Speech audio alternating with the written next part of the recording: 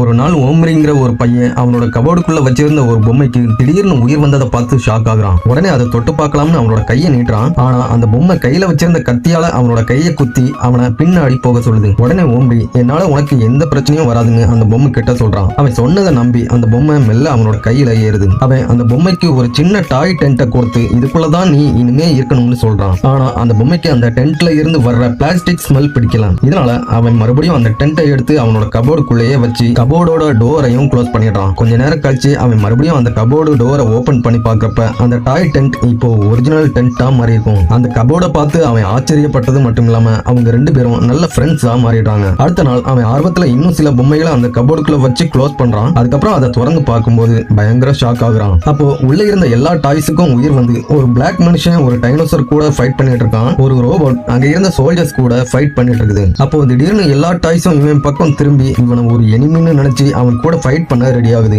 ஓம்ரி உடனே பயந்து போய் அந்த கபோர்டை க்ளோஸ் பண்ணிடுறான். அவன் அதை ஓபன் பண்ணி பார்க்கும்போது மறுபடியும் எல்லாம் நார்மல் டாய்ஸா மாறி இருக்குது. அடுத்த நாள் காலையில அந்த டாய் மனுஷன் ஓம்ரியை எழுப்பி அவனோட ரூம் ரொம்ப போர் அடிக்குது, வேற எங்கேயாவது போகலாம்னு சொல்றான். சரின்னு சொல்லிட்டு ஓம்ரியும் அந்த டாய் மனுஷனை அவன் வீட்டோட பின் பக்கத்துக்கு கூட்டிட்டு போறான். அப்போ ஒரு பறவை அவனை சாப்பிடறதுக்காக அங்க வந்துடும். உடனே பயந்து போன ஓம்ரி அவனை மறுபடியும் அவனோட வீட்டுக்குள்ளேயே கூட்டிட்டு வந்துடுறான். அப்போ அந்த டாய் மனுஷனோட கால் இன்ஜுரி ஆகியிருக்கிறத பாக்குறான். அதை சரி பண்றதுக்காக ஓம்ரி உடனே ஒரு டாய் டாக்டரை எடுத்து அந்த கபோர்டுக்குள்ள வைக்கிறான். கொஞ்ச நேரம் கழிச்சு அந்த கபோர்டை ஓபன் பண்ணும்போது அந்த டாய் டாக்டருக்கும் உயிர் வந்துருது. உடனே அவர் அப்படியே தூக்கிட்டு போய் அந்த டாய் மனுஷனுக்கு முன்னாடி கொண்டு வைக்கிறான். அவர் எப்படியும் அந்த காயத்தை குணப்படுத்திடுவாருன்னு நம்பி இருப்பான். என்ன நடக்குதுன்னு பாக்குறதுக்காக ஓம்ரி உடனே ஒரு லென்ஸை வச்சு பார்க்கும்போது அந்த டாக்டர் உண்மையாவே அவனோட காயங்களுக்கு கட்டுப்போட்டு குணப்படுத்துவாரு. கொஞ்ச நேரத்துல மறுபடியும் அவன் எழுந்து நிற்க ஆரம்பிக்கிறான். ஓம்ரி அந்த டாக்டருக்கு தேங்க்ஸ் சொல்லிட்டு அவர் அப்படியே தூக்கிட்டு போய் அந்த கபோர்டுக்குள்ள வச்சு க்ளோஸ் பண்றான். மறுபடியும் எடுத்து பார்க்கும்போது அந்த டாக்டர் இப்போ முன்னாடி மாதிரி டாயா மாறி இருப்பாரு. ஒருவேளை உங்ககிட்ட இதே மாதிரி ஒரு மேஜிக் கபோர்டு இருந்துச்சுன்னா நீங்க எந்த டாய்க்கு உயிர் கொடுப்பீங்கன்னு மறக்காம கமெண்ட்ல சொல்லுங்க.